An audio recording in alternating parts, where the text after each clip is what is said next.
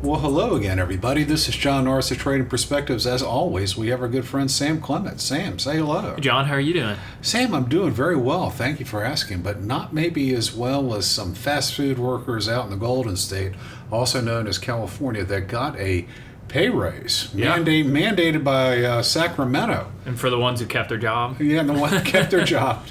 And that would start on April 1st. In case you haven't been reading the news, now there's a minimum wage of $20 per hour for all intents and purposes, fast food workers that work for restaurant chains that have an excess of 60 units nationwide, which pretty much includes most of the big guys and even a lot of regional chains as well. Yeah, 60 in the grand scheme of things is really not that big. But we've talked about it. It's interesting that some of the carve-outs in this law for companies that make bread on site, which is a strangely enough. You'd think the people paid to come up with the carve-outs would come up with a better reason. I wonder if like a Krispy Kreme or Dunkin' Donuts falls into that. I don't think that's bread. I don't know. It's dough. I'm not sure if it says dough or bread specifically, but no, nonetheless, it's interesting, and it's also interesting, who's not in this, who is in it, and how that impacts the rest of the labor force. Well, the thing that really stinks is for a lot of people, I don't see how we get around it. If people don't lose their jobs because of this bill, or this law now, it's no longer a bill, they'll have their hours cut. And there's just really no way of going around it because, when you impose a minimum wage, there's one of two things happens. If the minimum wage is set below what the clearing price for labor is, for instance, if everyone's getting paid $15 an hour and you set the minimum wage at $10 an hour, kind of like it is now. Yeah, so it's so what? It really doesn't matter.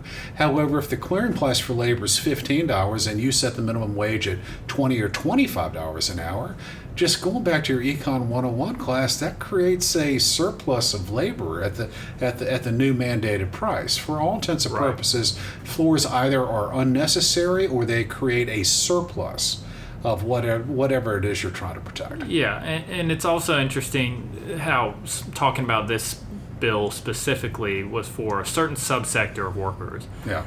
But again, like a minimum wage, it's going to set it for all workers. That's right. It's a job that most people can go out and get, right? Yeah, so for all intents and purposes, unskilled labor. So if you can go out and get now $20 an hour at a fast food restaurant, why would you take a job anywhere else? Working at Lowe's, probably working a little bit harder, making 16. Right. So it does set. And for those little mom and pop sort of smaller chains, maybe those 4 and 5 restaurant chains, it does it sets a new price for labor. Okay, yeah, they're excluded from the law, theoretically.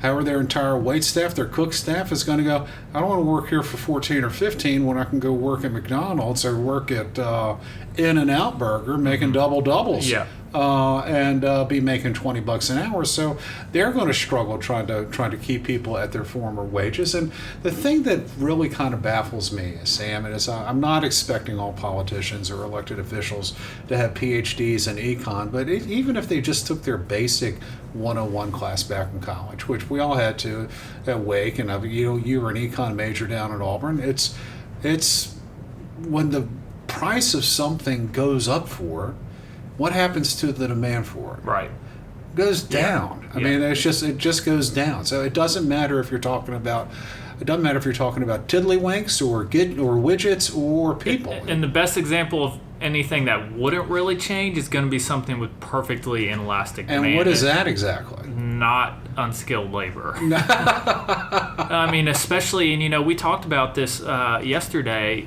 about this topic. We're reaching kind of a second wind of the technology revolution. Yeah. It comes at a horrible time. Yes, these two things for these overlapping. Workers, it's creating. It's a time where companies can leverage technology more and probably would be doing it regardless. Yeah. And at a time where labor costs are being artificially forced up. And I think these bills are they sound great when you just take it at face value. Hey, listen, they're well-intentioned, and I'm not going to sit here and tell you that people in Sacramento are ill-intentioned in trying to have people lose their jobs. It's just a basic misunderstanding of economics. I'm not even sure. I'm sure for some it's a misunderstanding, but I'm sure some of these people are smart enough to know what the consequences are. But again, it's at face value, it sounds great. Yeah. If you don't go down to step B, C, D of what this would cause, it sounds great giving people more money, right? Well, giving the lowest end. Giving unskilled labor more money, living wage, all that stuff. It sounds great. Yeah, sounds great. Everyone should get a living wage. I agree with. I mean, no one thinks that. However, Sam, you and I have talked about it, and it's a hard thing for people to understand that businesses aren't really paying people for their time. Right. I mean, unless you're not even when you're a night watchman, you're being paid to keep the bad guys out. I mean, just you might be sitting on your thumbs all night long, but even so, you're getting paid to do something. It's your output that people are paying you for, not just your time, and that's what people don't understand. Even at a fast food joint, you're getting paid to do something. You're getting paid to put sandwiches together. You're getting paid to check people out. You're getting paid to empty the garbage. You're getting paid to do something. Time is just the measurement tool. Yeah. And so when you're saying you're paying people for time, that's not accurate at all. You're paying people for output. But I'm gonna get down into the nerdy stuff right now. Okay. And talk about just why I don't think this will work. Although there are some people out there, people that work at places like Berkeley that says, past observations suggest that there's no correlation between job losses and increases in the minimum wage. It's hard to say. It's hard to say because I could sit there and point and say there are 500,000 people working in fast food in XYZ in whatever. 500,000 people working here. We increased the minimum wage, and still 500,000 people were working in fast food. And you might sit there and go, hey, no problem with employment. However, what you don't see is in that data, there are people that were working 32 hours a week that are now working 28. There are people in there that were working 16 now. That's why you start 12. seeing those productivity increases from it. Yeah. And then also, you don't see that, the same number of people were working, but the labor force, other jobs increased 10, 15%. So, we weren't adding the same number of jobs. So you can sit there and say it doesn't necessarily lead to job losses. Well, of course, because the workforce generally grows. But that aside, when I take a look at this, I'm going, it's a clear misunderstanding of what businesses are trying to do here. Right. I read something about some guy that owns Auntie Anne's, and Cinnabon. Did you see that one? No. Guy owns like 10 units. Says that this is going to increase his labor costs by about $470,000.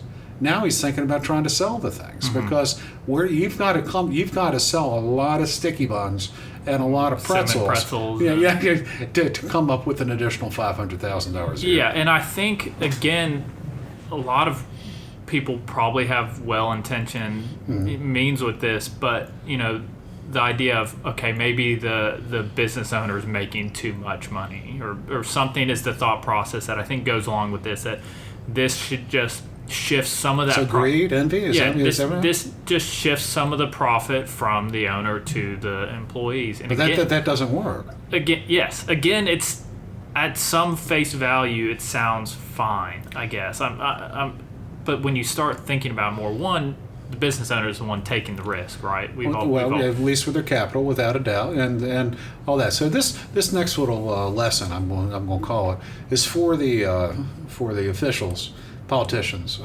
in Sacramento, and it's for just kind of a good old-fashioned, just sort of one-on-one type stuff. Businesses are out to make money. If I have a target OPM, operating profit margin, or even net margin of 10%. I'm going to do what I need to do in order to get that 10%. I'm not just going to sit there and say, okay, I'll take 1% this year. That's not the way it works. Right. Some years that happens, but that's just not the way it works. Now, on my income statement, I've got two primary expenses. One is cost of goods sold, right? Yep. Another one is SG&A, for all intents and purposes, general and administrative. Yeah. And that's a huge chunk of that is employee-related costs. So if all of a sudden you're going to beef up my SG&A with an increase in minimum wage, my cost of goods sold, be it for if I'm running a burger joint, going to be things like the buns, the burgers, the frozen potatoes, the oil, that type of stuff, the little salt packets, all that stuff. That's cost of goods sold. So my SG&A, if you up that up, say 15, 20%, something's going to have to get. I either have to increase my revenue substantially, or I've got to cut costs someplace else because my COGS probably isn't going to go down. And the biggest lever in that equation, if I want to maintain that 10% profit margin, I've got to cut some costs, and it's probably going to be at the employee level. Should teach a class on this or something. Well, I mean, I tell you what, and with that. So what is this? What do you think this means with the next 10 years of technology, the revolution we're going through? I mean, I saw a picture going viral of, and I told you about this, it was someone working a register, I believe it was in New York City, but the person working the register was virtual in the Philippines. That's something that was not capable a couple years ago. Well, that's pretty cool and also pretty scary at the same time, but also, in my estimation, kind of unnecessary. I mean, if you have a good kiosk system in your unit or your outlet, why do you need to have someone from the Philippines backing you up? I mean, I don't know. But, you know, I mean, I guess it sounds pretty cool. But we talked about this even back to COVID with remote work and how this, you know, the supply and demand of labor has historically always been location dependent. Yeah. We have almost removed that barrier for location dependence for a lot of jobs. If that dude in the Philippines could cook up a burger and stick it in the magic drawer and stick it, now that'd be pretty cool. Like an ATM tube and shift it over. Yeah, it's like a little wormhole you stick.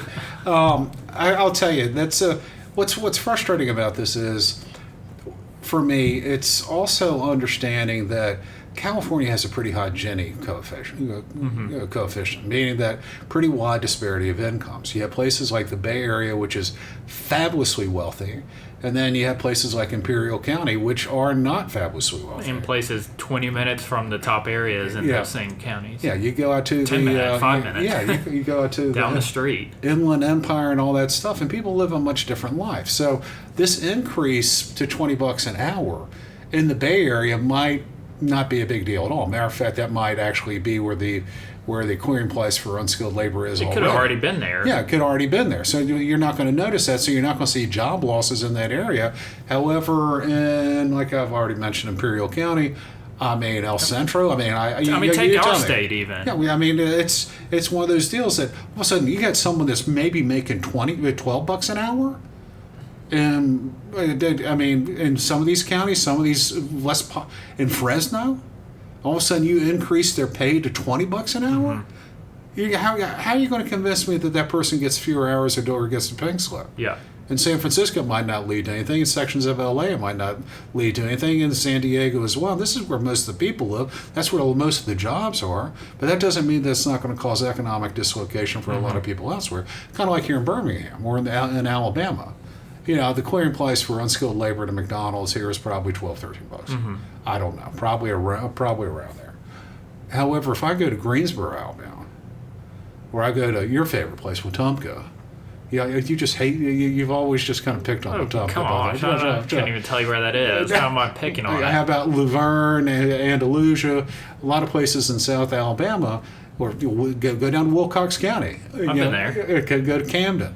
If there's a fast food restaurant down there, I guarantee you the clearing price for unskilled labor in Camden is not $12 an hour. It's probably not even $7.25, frankly. And so all of a sudden, if Montgomery mandates an increase in the minimum wage to $15 an hour, you don't think that's going to cause that restaurant down there in Wilcox County to go out of business? And it's the wage side of it is just one of the layers of it. You know. Take cost of living. I mean, obviously, San Francisco, the cost of living is going to be much higher. The cost of rent's going to be much higher. Yes. So this obviously prices are going to be higher. Obviously, wages are going to be higher. But and then again, going somewhere here in South Alabama, comparing those two, the cost of real estate's much cheaper, rent's much cheaper. All these input costs are much cheaper. So it's kind of hard to just try and solve one layer of kind of a complex issue. Well, you also mentioned that this is coming at a weird time, a little bit of a whammy. As technology is increasing, as businesses are becoming more and more comfortable with self-service, technology. You mentioned the dude in the Philippines, how AI is going to transform some of this on top of already food inflation. Mm-hmm. And when you start taking a look at things like really, a Big Mac value meal, $13 and increasing. You go into Five Guys and you're seeing a meal for one. A standard burger, French fries, there's $20. Anything that causes upward pressure on prices from these price points is going to be pretty difficult for a lot of lower end consumers to continue to spend. And let's face it, I don't think McDonald's core market is in Winnetka, Illinois, or White Plains, or out in out in the Hamptons, or over there in the Presidio. That's probably not their target market. Yeah. And so it's a real problem for these firms. And they're going, I don't have as much pricing power as I would like. I don't know what I'm going to do to maintain my 10%, but for cut hours, cut staff, increase technology, get rid of front of house people, and install self-service kiosk, get my fellow in the Philippines together, and there's no way around it. I as someone that has started a business, someone that has read income statements pretty much all their entire career, I don't see any way around it. It's going to have a detrimental impact on some segment of the unskilled workforce, maybe not in San Francisco, but throughout the poorer sections of California. You're going to see people lose a lot of jobs. Anytime you try and shift the supply and demand curve artificially, it's going to cause problems. That's pretty succinctly put, and pretty doggone accurate. Yeah. So what do you think the ultimate outcome will be in California? I'm sure it's going to be, again, focusing on the big cities. That's where the focus is going to be on, and you're going to see some slight. That's where the media. You're going to see some slight price increases, which frankly may be more just because they feel like they can justify it, even though they were already paying $20 an hour. I frankly don't think you're going to hear about it as much as I think the actual impact may be. Yeah, well, it's not in Sacramento's best interest to crow about negative news. The media is not going to follow it if it does turn out to be the worst case scenario. Well, frankly, that's not where their voters are typically. Yeah, and so that's kind of one of those deals. Yeah, it's you think they're going to get a Chico and talk about how half the workforce at the local McDonald's is working five hours less per week. Yeah, the short-sightedness of it as a political issue, to me, kind of reminds me of, remember when Amazon a couple years back said they were paying $15 or $20 an hour across all their entire company? They were basically already doing that. Yes. This didn't actually have a sizable impact on their bottom line. But it sounded great, first off. And two, it helped push their competitors that couldn't pay those wages into paying wages that then tighten their margins, what have you. It put Amazon in a really good spot saying that. And I don't blame them for doing that. No. However, that's kind of the correlation I compare it to, where it's, to the people that matters, to the voters from Sacramento, it's fine. Yeah. It's not going to probably impact them a whole lot. It sounds great. Yeah. Helps on the margins. So this is what I think is going to end up happening in the fast food industry, at least out in California, and that's tends to be where stuff starts in the United States. Tends to start out there and make its way eastward with a lot of this type of stuff. We might not get to $20 per hour in Alabama, but we're probably going to start seeing some pressure to increase it. Yeah. I think ultimately what you'll see is increased use of self-service kiosks. I think that's a given. You're already starting to see that. Although places like Target and Walmart are lessening their dependence on it or what have you, you're certainly going to see that in fast food joints. Mm-hmm.